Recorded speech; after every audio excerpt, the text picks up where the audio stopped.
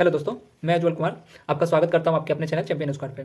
तो जैसा कि हम लोग स्टार्ट किए थे क्लास 7 का हिंदी बुक, जिसका चैप्टर हम लोग 5 तक कंप्लीट कर चुके थे। आज हम लोग चैप्टर 6 का स्टार्ट करेंगे, ठीक है, जिसमें हम लोग देखेंगे गंगा स्तुति। ठीक है, चलिए तो इसका पहले हम लोग शब्दार्थ देख लेते हैं और उसके बाद में हम लोग इसका क्वेश्चन आंसर देखेंगे। ठीक है, जैसा कि आपको शब्दार्थ में दिख रहा होगा, दर्शन जो इसमें लिखा हुआ है, ठीक है, इसको दर्शन मतलब दर्शन हुआ, स्नाने मतलब स्नान करना, क्षेमब मतलब क्षमा करना, विमल मतलब पवित्र, भनई मतलब कहते हैं, पुण्यमति मतलब बार बार, उसके आने समदऊ मतलब प्रार्थना करना, और परसल मतलब स्पर्श या फिर छूना। ठीक है, चलिए आज हम लोग इसका प्रश्न अभ्यास को करेंगे। ठीक है,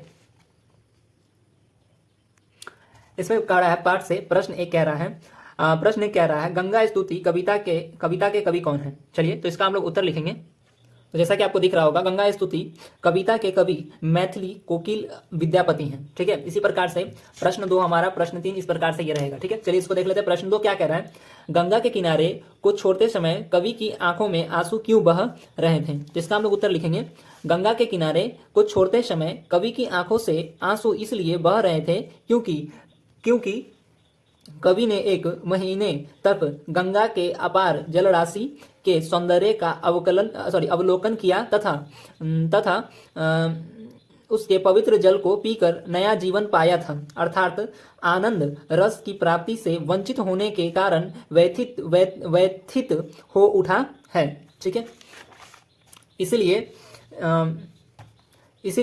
कवि के आंखों में आंसू बहने कवि के आंखों से आंसू बहने लगे। कवि की आंखों से आंसू बहने लगते हैं। ठीक है, चलिए इतना हो गया। प्रश्न 3 क्या कर रहा है, कवि गंगा से किस अपराध की क्षमा मांगता है। तो हम लोग इसका उत्तर लिखेंगे, कवि गंगा से अपनी धृष्टता के कारण क्षमा मांगता है।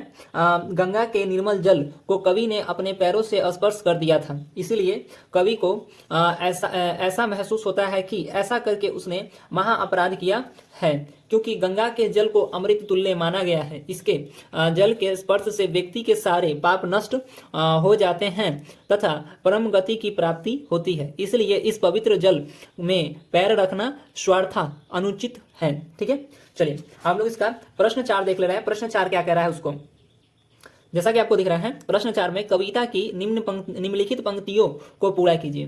क में है कि करब जप तप जोग ध्यान, इसके आगे लिखेंगे, फिर यहाँ पे डैश दिया हुआ है, उसके आगे लिख रहा है अंत काल जनु बिसरहु मोहि। ठीक है, चलिए इसको हम लोग कंप्लीट करते हैं। की करब जप तप जोग ध्याने जन्म कीर्तार्थ एक ही स्नाने, भनई विद्यापति समदऊ तो ही अंत काल जनु बिसरहु मोहि। ठीक है, तो ये हम लोग का कंप्लीट हुआ। अब पार्ट से आगे का प्रश्न हम लोग देख लेते हैं।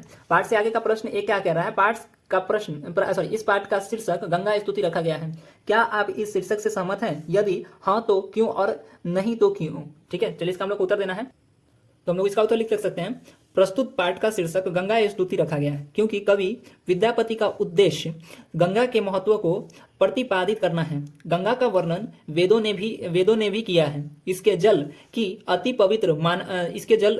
को अति पवित्र माना जाता है। हिंदू अपने हर धार्मिक कार्यों में इसका उपयोग करते हैं। इसे देव नदी कहा जाता है। गंगा को लोग माँ कहकर पुकारते हैं। ऐसी स्थिति में कवि गंगा की स्तुति करता है तो धार्मिक मान्यताओं को स्वीकार करता है, अतः गंगा स्तुति शीर्षक सही है। ठीक है, चलिए इसी प्रकार से हम लोग इसका प्रश्न 2 देख लेते हैं। प्रश्न 2 क्या कह रहा है, गंगा के अतिरिक्त अन्य नदियां भी हमारे जीवन के लिए उपयोगी हैं। इन नदियों का हमारे दैनिक जीवन में क्या महत्व है, उल्लेख कीजिए। चलिए तो इसका हम लोग उत्तर लिखेंगे, भारत नदियों का देश है, यह हमारे लिए अति उपयोगी है। नदियां जल मार्ग के साधन के साथ साथ सिंचाई के मुख्य साधन है। इससे नहर निकलकर खेतों की सिंचाई की जाती है तथा डैम मतलब बांध बनाकर बिजली उत्पादन में सहयोगी बनता है। अतः हमारे दैनिक जीवन में नदियों का अति महत्व है। ठीक है, चलिए तो हम लोग यहां तक देख लिए। अब हम लोग इसका व्याकरण देख लेते हैं। ठीक है, जैसा कि आपको दिख रहा होगा, प्रश्न 1, निम्नलिखित शब्दों के पर्यायवाची लिखिए। जैसे पाउल का पाया, छोरइत मतलब छोड़ते हुए, समदाऊ मतलब प्रार्थना, सामने मतलब समाने मतलब नहाने, और पाए मतलब पैर। ठीक है, तो हम लोग यहाँ तक आज कंप्लीट कर चुके हैं। अब हम लोग मिलेंगे चैप्टर 7 में, जिसका नाम है साइकिल की सवारी। ठीक है, तो हम लोग अगले चैप्टर में मिलते हैं।